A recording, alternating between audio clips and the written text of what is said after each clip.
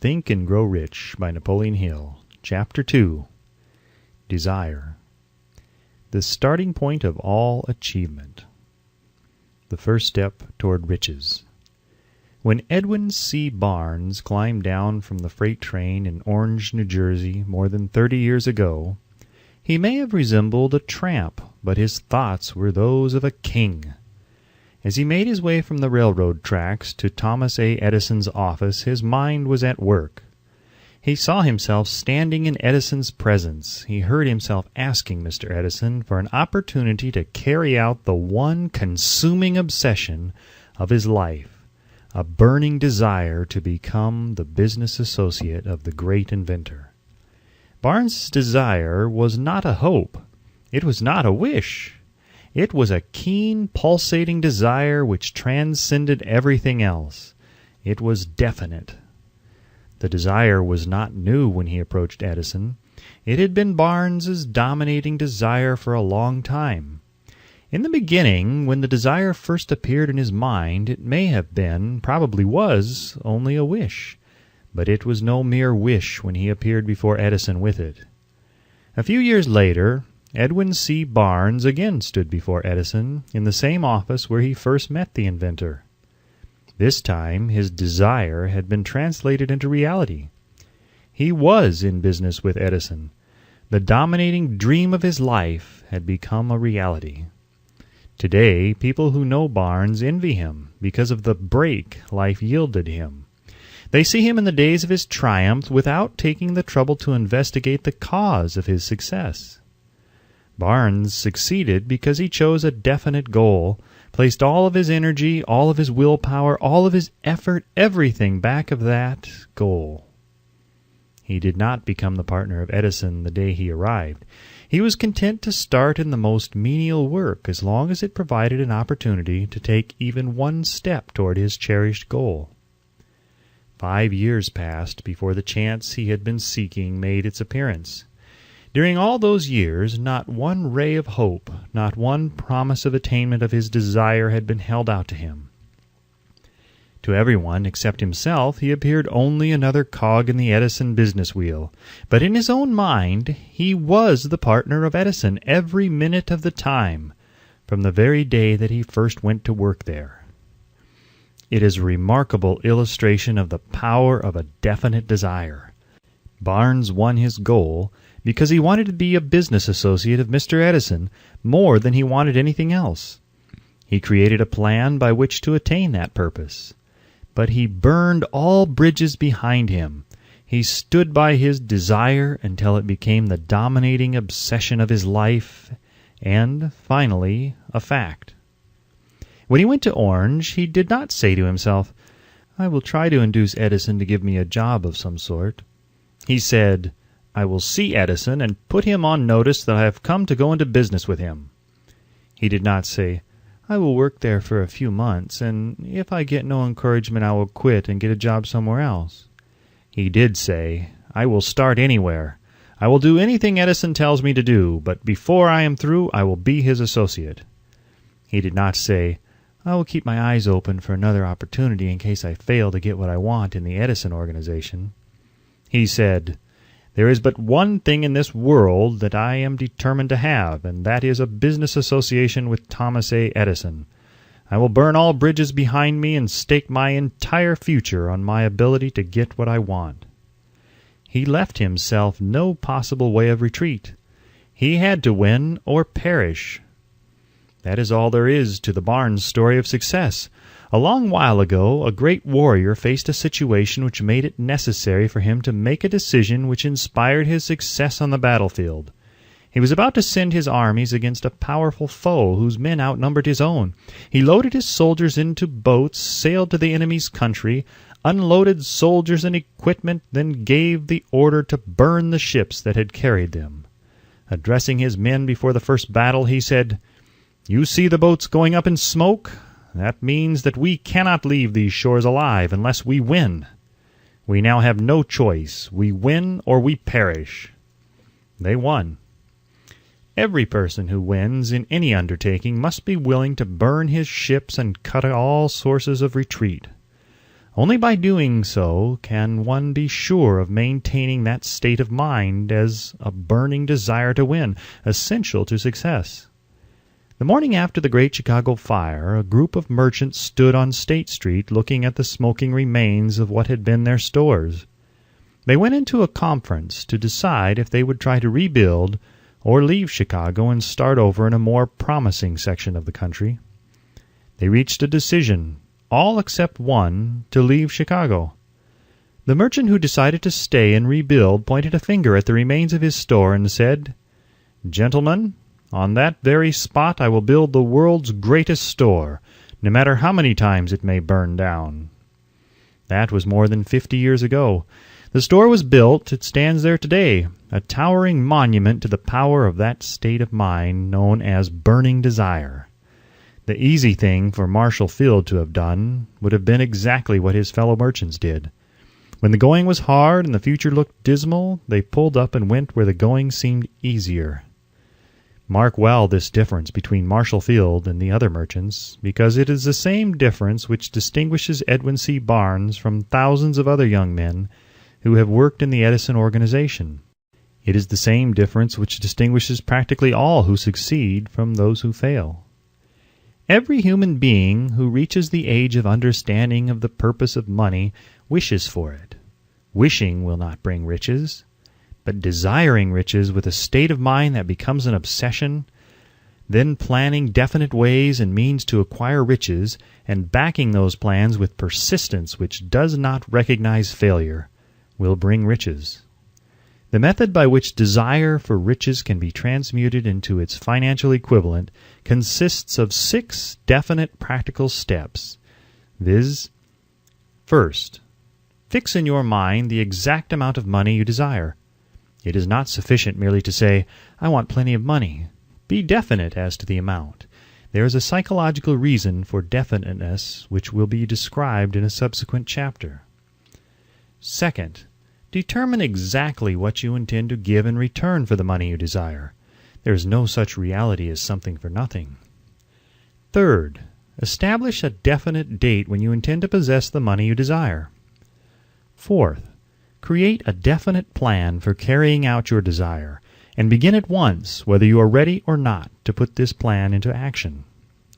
Fifth, write out a clear, concise statement of the amount of money you intend to acquire. Name the time limit for its acquisition. State what you intend to give in return for the money, and describe clearly the plan through which you intend to accumulate it. Sixth, read your written statement aloud twice daily, once just before retiring at night, and once after arising in the morning. As you read, see and feel and believe yourself already in possession of the money. It is important that you follow the instructions described in these 6 steps. It is especially important that you observe and follow the instructions in the 6th paragraph. You may complain that it is impossible for you to see yourself in possession of money before you actually have it. Here is where a burning desire will come to your aid. If you truly desire money so keenly that your desire is an obsession, you will have no difficulty in convincing yourself that you will acquire it. The object is to want money and to become so determined to have it that you convince yourself you will have it. Only those who become money conscious ever accumulate great riches. Money consciousness means that the mind has become so thoroughly saturated with the desire for money that one can see one's self already in possession of it. To the uninitiated, who has not been schooled in the working principles of the human mind, these instructions may appear impractical. It may be helpful to all who fail to recognize the soundness of the 6 steps to know that the information they convey was received from Andrew Carnegie, who began as an ordinary laborer in the steel mills, but managed, despite his humble beginning, to make these principles yield himself a fortune of considerably more than $100 million.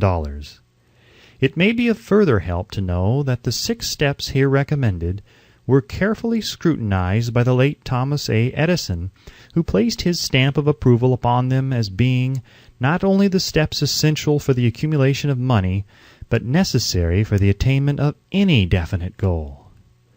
The steps call for no hard labor. They call for no sacrifice. They do not require one to become ridiculous or credulous. To apply them calls for no great amount of education, but the successful application of these 6 steps does call for sufficient imagination to enable one to see and to understand that accumulation of money cannot be left to chance, good fortune, and luck. One must realize that all who have accumulated great fortunes first did a certain amount of dreaming, hoping, wishing, desiring, and planning before they acquired money. You may as well know right here that you can never have riches in great quantities unless you can work yourself into a white heat of desire for money and actually believe you will possess it. You may as well know also that every great leader from the dawn of civilization down to the present was a dreamer. Christianity is the greatest potential power in the world today because its founder was an intense dreamer who had the vision and the imagination to see realities in their mental and spiritual form before they had been transmuted into physical form. If you do not see the great riches in your imagination, you will never see them in your bank balance. Never in the history of America has there been so great an opportunity for practical dreamers as now exists. The 6-year economic collapse has reduced all men substantially to the same level. A new race is about to be run. The stakes represent huge fortunes which will be accumulated within the next 10 years. The rules of the race have changed because we now live in a changed world that definitely favors the masses, those who had but little or no opportunity to win under the conditions existing during the Depression, when fear paralyzed growth and development. We who are in this race for riches should be encouraged to know that this changed world in which we live is demanding new ideas, new ways of doing things, new leaders, new inventions, new methods of teaching, new methods of marketing, new books, new literature, new features for the radio, new ideas for moving pictures. Back of all this demand for new and better things, there is one quality which one must possess to win, and that is definiteness of purpose, the knowledge of what one wants, and a burning desire to possess it. The business depression marked the death of one age and the birth of another. This changed world requires practical dreamers who can and will put their dreams into action. The practical dreamers have always been and always will be the pattern makers of civilization. We who desire to accumulate riches should remember the real leaders of the world always have been men who harnessed and put into practical use the intangible, unseen forces of unborn opportunity, and have converted those forces, or impulses of thought, into skyscrapers, cities, factories, airplanes, automobiles, and every form of convenience that makes life more pleasant. Tolerance and an open mind are practical necessities of the dreamer of today. Those who are afraid of new ideas are doomed before they start. Never has there been a time more favorable to pioneers than the present. True, there is no wild and woolly West to be conquered as in the days of the covered wagon, but there is a vast business, financial, and industrial world to be remolded and redirected along new and better lines. In planning to acquire your share of the riches, let no one influence you to scorn the dreamer. To win the big stakes in this changed world, you must catch the spirit of the great pioneers of the past, whose dreams have given to civilization all that it has of the value, the spirit which serves as the life-blood of our own country, your opportunity and mine to develop and market our talents. Let us not forget, Columbus dreamed of an unknown world, staked his life on the existence of such a world, and discovered it. Copernicus, the great astronomer, dreamed of a multiplicity of worlds and revealed them. No one denounced him as impractical after he had triumphed. Instead, the world worshipped at his shrine, thus proving once more that success requires no apologies, failure permits no alibis. If the thing you wish to do is right, and you believe in it, go ahead and do it. Put your dream across, and never mind what they say if you meet with temporary defeat, for they perhaps do not know that every failure brings with it the seed of an equivalent success.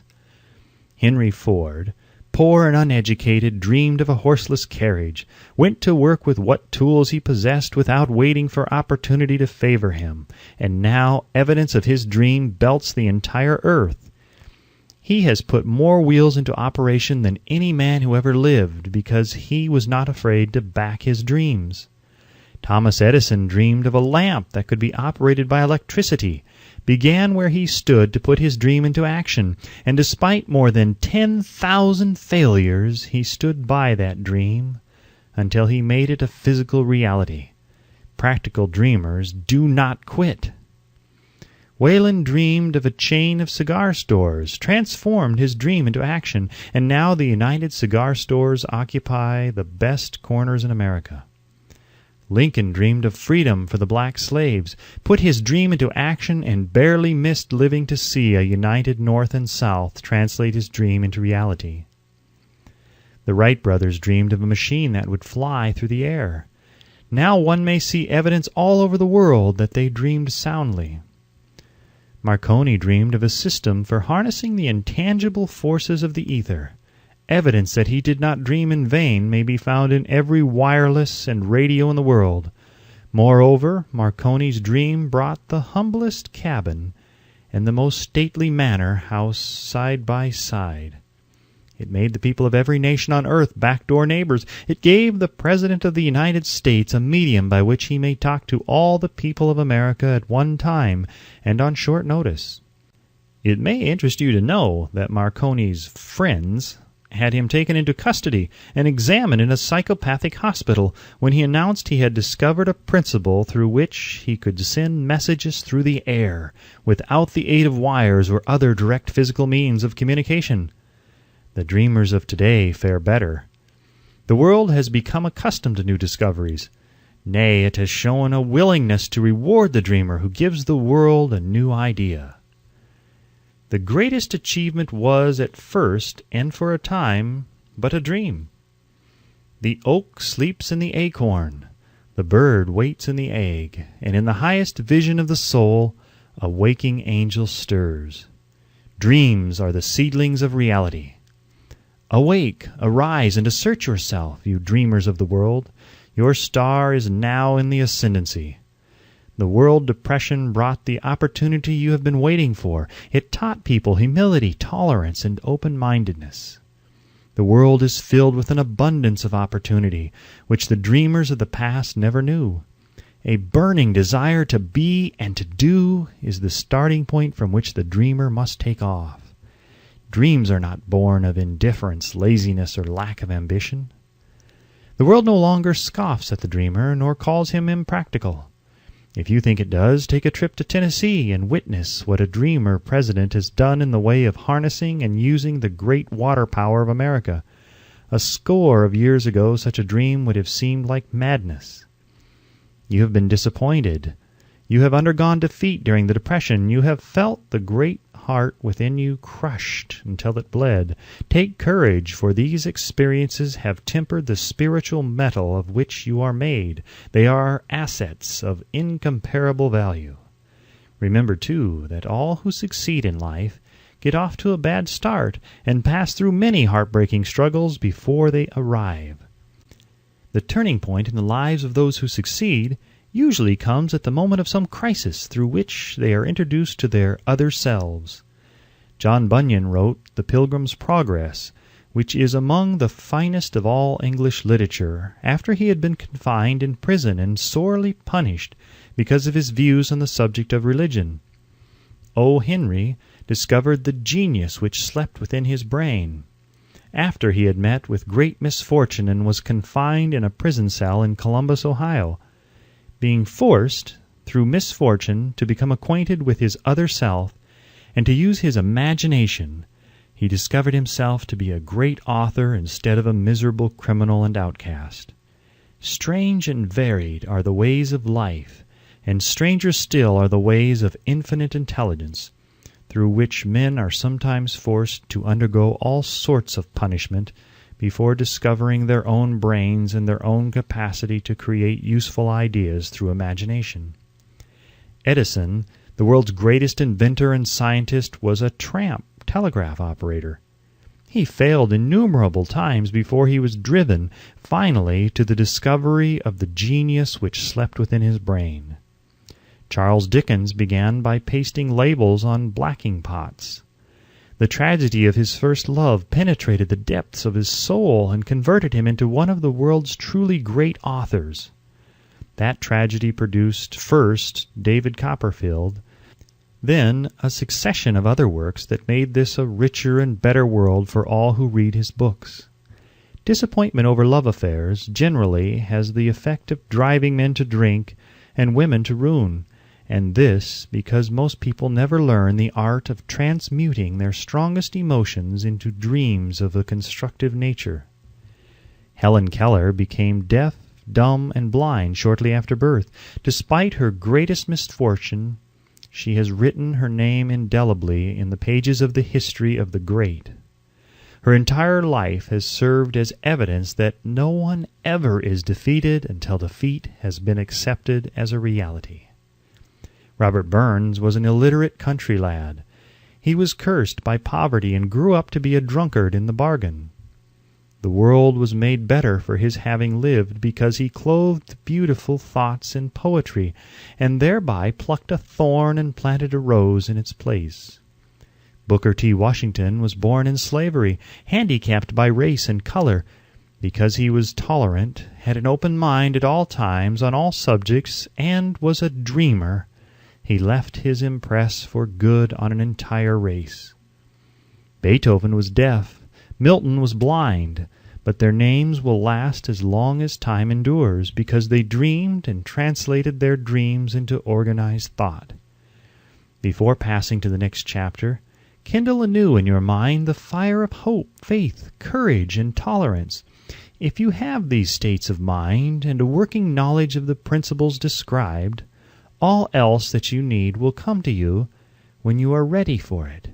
Let Emerson state the thought in these words: "Every proverb, every book, every byword that belongs to thee, for aid and comfort shall surely come home through open or winding passages. Every friend whom not thy fantastic will, but the great and tender soul in thee craveth, shall lock thee in his embrace."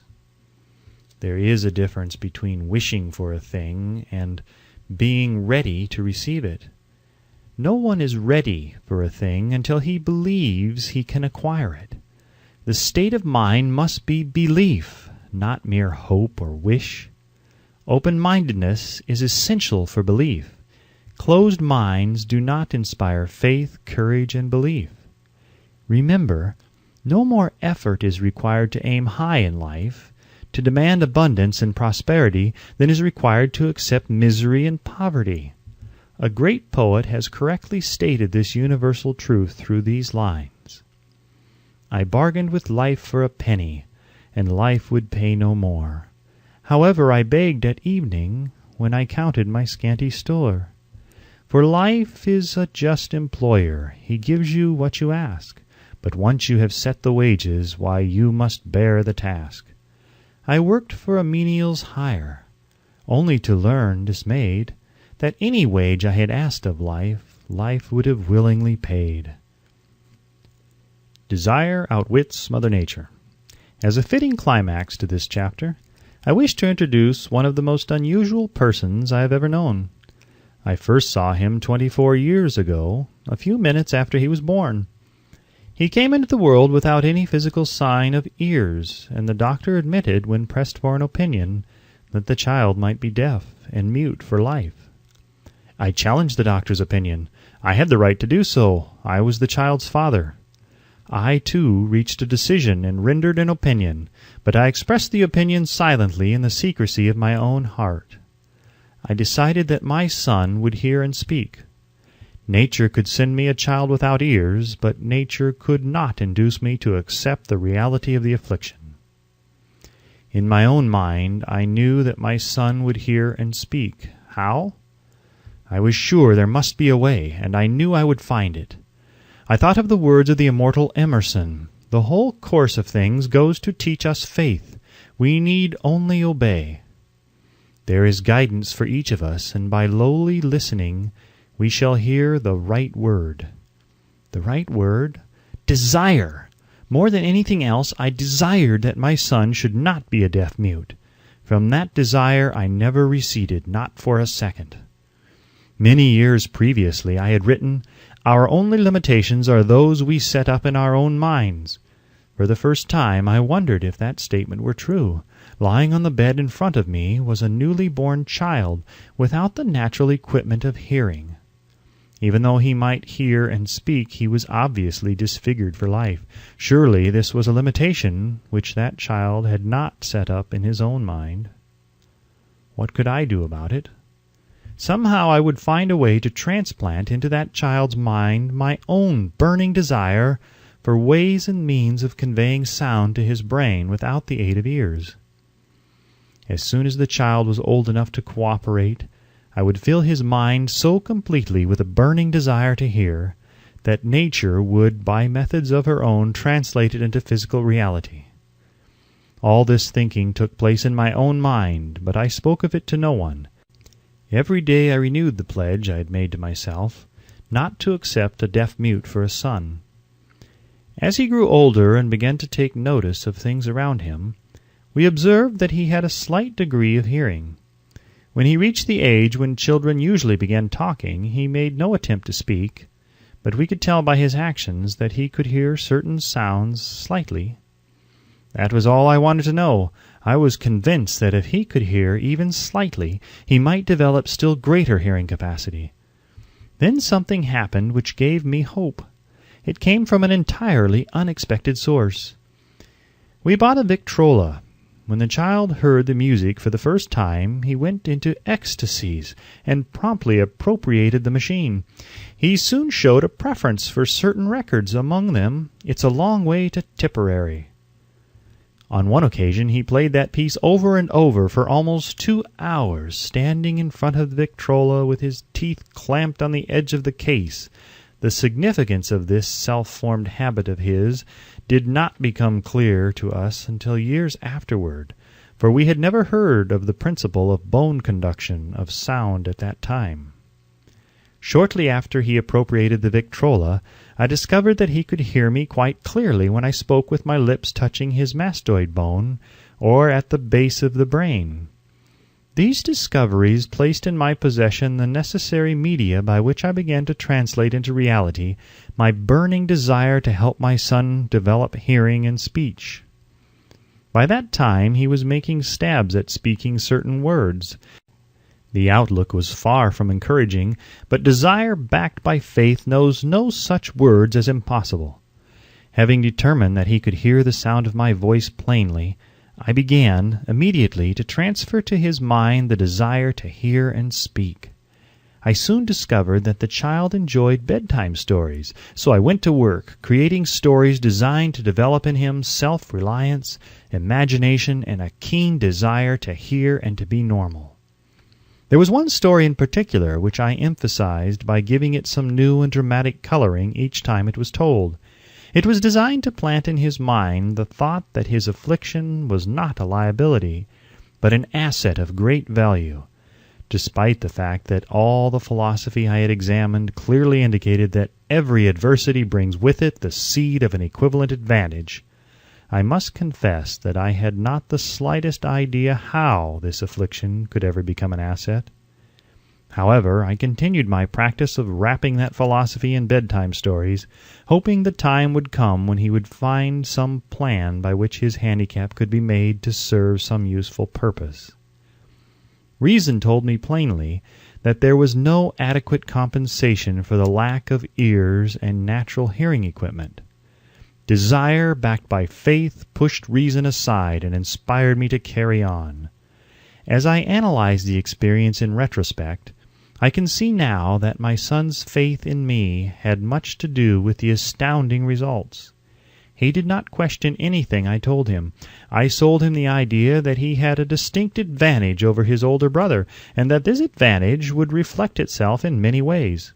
For example, the teachers in school would observe that he had no ears, and because of this they would show him special attention and treat him with extraordinary kindness. They always did. His mother saw to that by visiting the teachers and arranging with them to give the child the extra attention necessary. I sold him the idea, too, that when he became old enough to sell newspapers — his older brother had already become a newspaper merchant — he would have a big advantage over his brother for the reason that people would pay him extra money for his wares because they could see that he was a bright, industrious boy despite the fact that he had no ears. We could notice that gradually the child's hearing was improving. Moreover, he had not the slightest tendency to be self-conscious because of his affliction. When he was about 7, he showed the first evidence that our method of servicing his mind was bearing fruit. For several months he begged for the privilege of selling newspapers, but his mother would not give her consent. She was afraid that his deafness made it unsafe for him to go on the street alone. Finally, he took matters into his own hands. One afternoon, when he was left at home with the servants, he climbed through the kitchen window, shinnied to the ground, and set out on his own. He borrowed 6 cents in capital from the neighborhood shoemaker, invested it in papers, sold out, reinvested, and kept repeating until late in the evening. After balancing his accounts and paying back the 6 cents he had borrowed from his banker, he had a net profit of 42 cents. When he got home that night, we found him in bed asleep with the money tightly clenched in his hand. His mother opened his hand, removed the coins, and cried. Of all things, crying over her son's first victory seemed so inappropriate. My reaction was the reverse. I laughed heartily, for I knew that my endeavor to plant in the child's mind an attitude of faith in himself had been successful. His mother saw, in his first business venture, a little deaf boy who had gone out in the streets and risked his life to earn money. I saw a brave, ambitious, self-reliant little businessman whose stock in himself had been increased 100% because he had gone into business on his own initiative and had won. The transaction pleased me because I knew that he had given evidence of a trait of resourcefulness that would go with him all through life. Later events proved this to be true. When his older brother wanted something, he would lie on the floor, kick his feet in the air, cry for it, and get it. When the little deaf boy wanted something, he would plan a way to earn the money, then buy it for himself. He still follows that plan. Truly, my own son has taught me that handicaps can be converted into stepping stones on which one may climb toward some worthy goal, unless they are accepted as obstacles and used as alibis. The little deaf boy went through the grades, high school and college, without being able to hear his teachers excepting when they shouted loudly at close range. He did not go to a school for the deaf. We would not permit him to learn the sign language. We were determined that he should live a normal life and associate with normal children, and we stood by that decision, although it cost us many heated debates with school officials. While he was in high school, he tried an electrical hearing aid, but it was of no value to him, due, we believed, to a condition that was disclosed when the child was 6 by Dr. J. Gordon Wilson of Chicago, when he operated on one side of the boy's head and discovered that there was no sign of natural hearing equipment. During his last week in college, 18 years after the operation, something happened which marked the most important turning point of his life. Through what seemed to be mere chance, he came into possession of another electrical hearing device, which was sent to him on trial. He was slow about testing it due to his disappointment with a similar device. Finally, he picked the instrument up and more or less carelessly placed it on his head, hooked up the battery, and lo, as if by a stroke of magic, his lifelong desire for normal hearing became a reality. For the first time in his life, he heard practically as well as any person with normal hearing. God moves in mysterious ways his wonders to perform. Overjoyed because of the changed world which had been brought to him through his hearing device, he rushed to the telephone, called his mother, and heard her voice perfectly. The next day he plainly heard the voices of his professors in class for the first time in his life. Previously, he could hear them only when they shouted at short range. He heard the radio. He heard the talking pictures. For the first time in his life, he could converse freely with other people without the necessity of their having to speak loudly. Truly, he had come into possession of a changed world. We had refused to accept nature's error, and by persistent desire we had induced nature to correct that error through the only practical means available. Desire had commenced to pay dividends, but the victory was not yet complete. The boys still had to find a definite and practical way to convert this handicap into an equivalent asset. Hardly realizing the significance of what had already been accomplished, but intoxicated with the joy of his newly discovered world of sound, he wrote a letter to the manufacturer of the hearing aid, enthusiastically describing his experience. Something in his letter, something perhaps which was not written on the lines, but back of them, caused the company to invite him to New York. When he arrived, he was escorted through the factory, and while talking with the chief engineer, telling him about his changed world, a hunch, an idea, or an inspiration, call it what you wish, flashed into his mind. It was this impulse of thought which converted his affliction into an asset, destined to pay dividends in both money and happiness to thousands for all time to come. The sum and substance of that impulsive thought was this. It occurred to him that he might be of help to the millions of deafened people who go through life without the benefit of hearing devices, if he could find a way to tell them the story of his changed world. Then and there he reached a decision to devote the remainder of his life to rendering useful service to the hard of hearing. For an entire month he carried on an intensive research, during which he analyzed the entire marketing system of the manufacture of the hearing device, and created ways and means of communicating with the hard of hearing all over the world for the purpose of sharing with them his newly discovered, changed world. When this was done, he put in writing a 2-year plan based upon his findings. When he presented the plan to the company, he was instantly given a position for the purpose of carrying out his ambition. Little did he dream when he went to work that he was destined to bring hope and practical relief to thousands of deafened people who, without his help, would have been doomed forever to deaf mutism. Shortly after he became associated with the manufacturer of his hearing aid, he invited me to attend a class conducted by his company for the purpose of teaching deaf mutes to hear and to speak. I had never heard of such a form of education. Therefore I visited the class, skeptical but hopeful that my time would not be entirely wasted. Here I saw a demonstration which gave me a greatly enlarged vision of what I had done to arouse and keep alive in my son's mind the desire for normal hearing. I saw deaf mutes actually being taught to hear and to speak through application of the self-same principle I had used more than 20 years previously in saving my son from deaf mutism. Thus, through some strange turn of the wheel of fate, my son Blair and I have been destined to aid in correcting deaf mutism for those as yet unborn, because we are the only living human beings, as far as I know, who have established definitely the fact that deaf mutism can be corrected to the extent of restoring to normal life those who suffer with this affliction. It has been done for one, it will be done for others. There is no doubt in my mind that Blair would have been a deaf mute all his life if his mother and I had not managed to shape his mind as we did. The doctor who attended at his birth told us, confidently, the child might never hear or speak. A few weeks ago, Dr. Irving Voorhees, a noted specialist on such cases, examined Blair very thoroughly.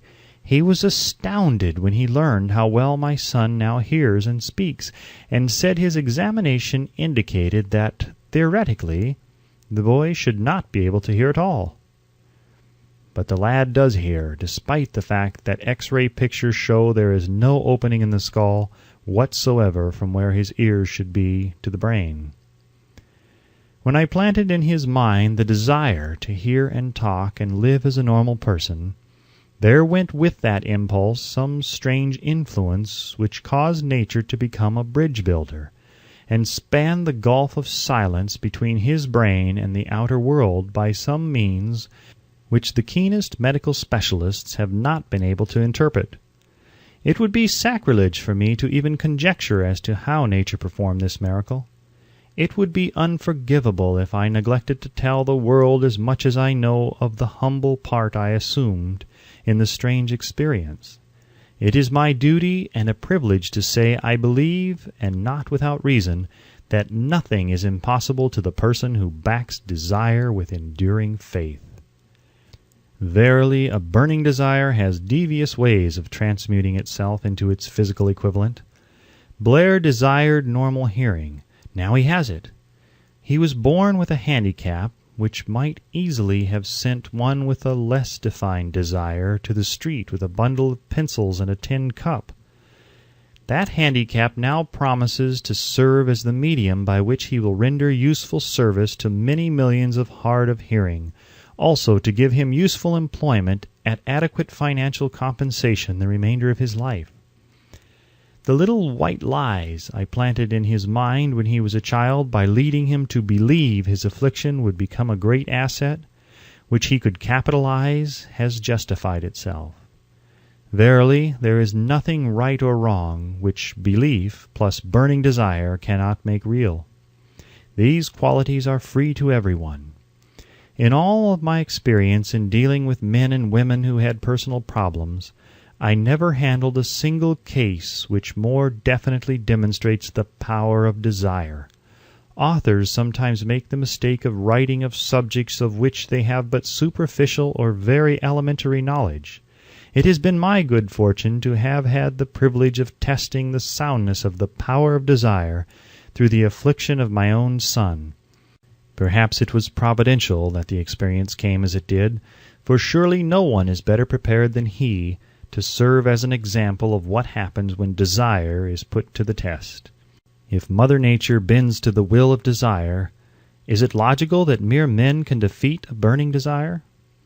Strange and imponderable is the power of the human mind. We do not understand the method by which it uses every circumstance, every individual, every physical thing within its reach as a means of transmuting desire into its physical counterpart. Perhaps science will uncover this secret. I planted in my son's mind the desire to hear and to speak as any normal person hears and speaks. That desire has now become a reality.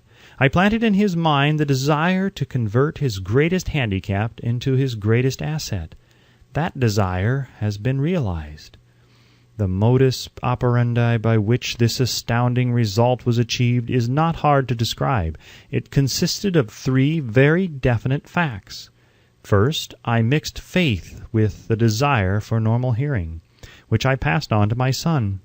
Second, I communicated my desire to him in every conceivable way available, through persistent, continuous effort over a period of years. Third, he believed me. As this chapter was being completed, news came of the death of Madame Schumann-Heink. One short paragraph in the news dispatch gives the clue to this unusual woman's stupendous success as a singer. I quote the paragraph because the clue it contains is none other than desire. Early in her career, Madame Schumann-Heink visited the director of the Vienna Court Opera to have him test her voice. But he did not test it. After taking one look at the awkward and poorly dressed girl, he exclaimed none too gently, "With such a face and with no personality at all, how can you ever expect to succeed in opera? My good child, give up the idea, buy a sewing machine and go to work. You can never be a singer." Never is a long time. The director of the Vienna Court Opera knew much about the technique of singing. He knew little about the power of desire when it assumes the proportion of an obsession. If he had known more of that power, he would not have made the mistake of condemning genius without giving it an opportunity. Several years ago, one of my business associates became ill. He became worse as time went on and finally was taken to the hospital for an operation. Just before he was wheeled into the operating room, I took a look at him and wondered how anyone as thin and emaciated as he could possibly go through a major operation successfully. The doctor warned me that there was little if any chance of my ever seeing him alive again. But that was the doctor's opinion. It was not the opinion of the patient. Just before he was wheeled away, he whispered feebly, "Do not be disturbed, Chief. I will be out of here in a few days." The attending nurse looked at me with pity. But the patient did come through safely. After it was all over, his physician said, "Nothing but his own desire to live saved him. He never would have pulled through it if he had not refused to accept the possibility of death." I believe in the power of desire backed by faith because I have seen this power lift men from lowly beginnings to places of power and wealth. I have seen it rob the grave of its victims. I have seen it serve as the medium by which men staged a comeback after having been defeated in 100 different ways. I have seen it provide my own son with a normal, happy, successful life despite nature's having sent him into the world without ears. How can one harness and use the power of desire? This has been answered through this and the subsequent chapters of this book. This message is going out to the world at the end of the longest and perhaps the most devastating depression America has ever known. It is reasonable to presume that the message may come to the attention of many who have been wounded by the depression, those who have lost their fortunes, others who have lost their positions, and great numbers who must reorganize their plans and stage a comeback. To all these I wish to convey the thought that all achievement, no matter what may be its nature or its purpose, must begin with an intense, burning desire for something definite. Through some strange and powerful principle of mental chemistry, which she has never divulged, nature wraps up in the impulse of strong desire that something which recognizes no such word as impossible and accepts no such reality as failure.